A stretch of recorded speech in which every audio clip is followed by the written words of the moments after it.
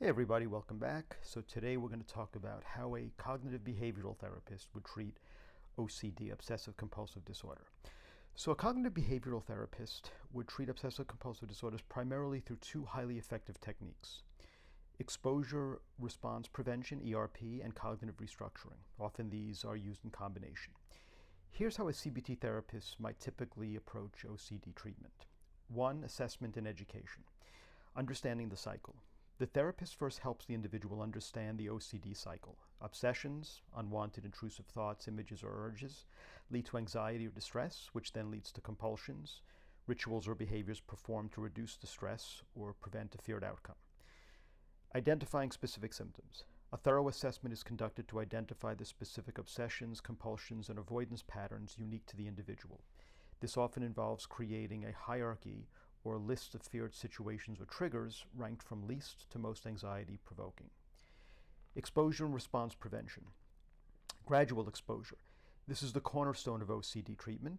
The therapist guides the individual to gradually confront situations, objects, or thoughts that trigger their obsessions.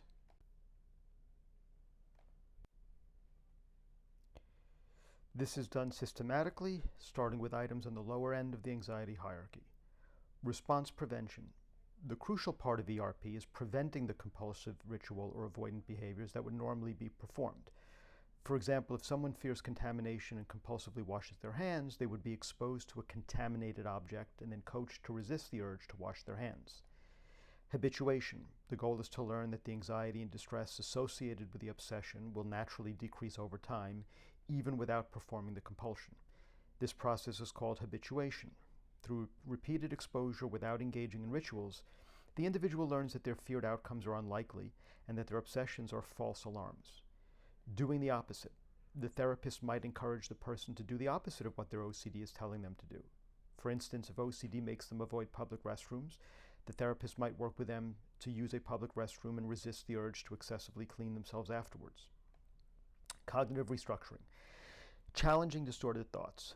While ERP focuses on behaviors, cognitive restructuring addresses the problematic thought patterns. Individuals with OCD often have distorted beliefs about their thoughts, such as believing that a thought is as bad as an action, the thought-action fusion, or that they are solely responsible for preventing harm.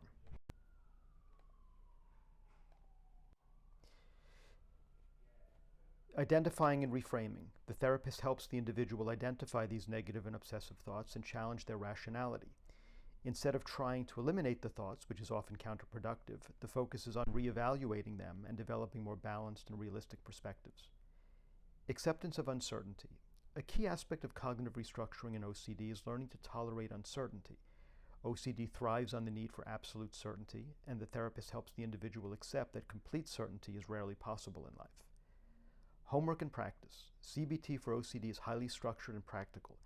Individuals are given homework assignments to practice ERP and cognitive restructuring techniques between sessions.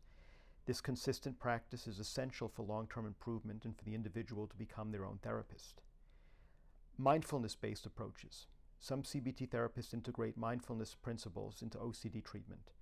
Mindfulness for OCD focuses on the development of non-judgmental awareness of present moment experiences, including unwanted thoughts, feelings, and sensations. Instead of trying to control or eliminate obsessions, mindfulness teaches individuals to observe them as just thoughts, not threats, and to not get stuck in the content of the obsession.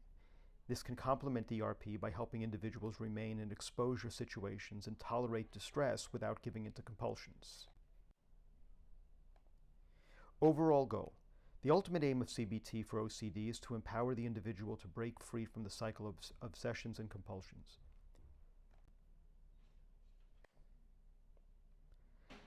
To reduce their symptoms and regain control over their life.